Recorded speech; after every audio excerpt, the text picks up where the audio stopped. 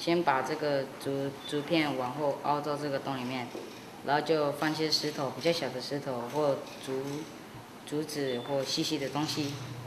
按下面这个，就射出去。为了发展童玩部落，3地门乡安坡村训练一群童玩解说员，并在旧活动中心设置部落童玩展示区。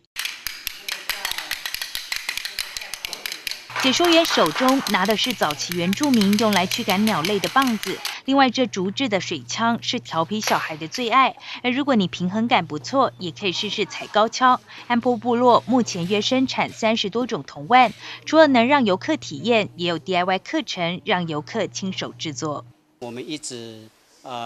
想要把这个童玩推出去，是为了保有这个过去传统的童玩，然后也让部落成为比较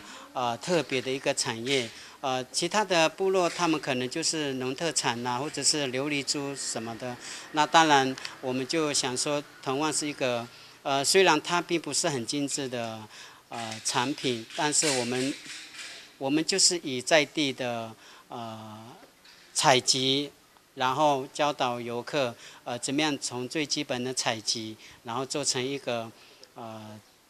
童玩的一个物品。蒋宗又说，曾有人建议安坡应朝精致童玩发展，不过他认为安坡发展童玩产业最重要的一环就是就地取材来制作，所以他们会带游客到山林里认识及采集植物，这样更具意义。而为了打响安坡童玩部落的名气，县内许多大型活动现场，他们也会到场设摊，贩售部落族人所制作的童玩，同时增加族人的收入。目前安坡部落更设计1日与2日游的童玩体验营，期盼有更多游客前来感受原住民祖先制作童玩的智慧，并深入体验安坡部落的人文风情。屏东新闻张如英、唐新贵采访报道。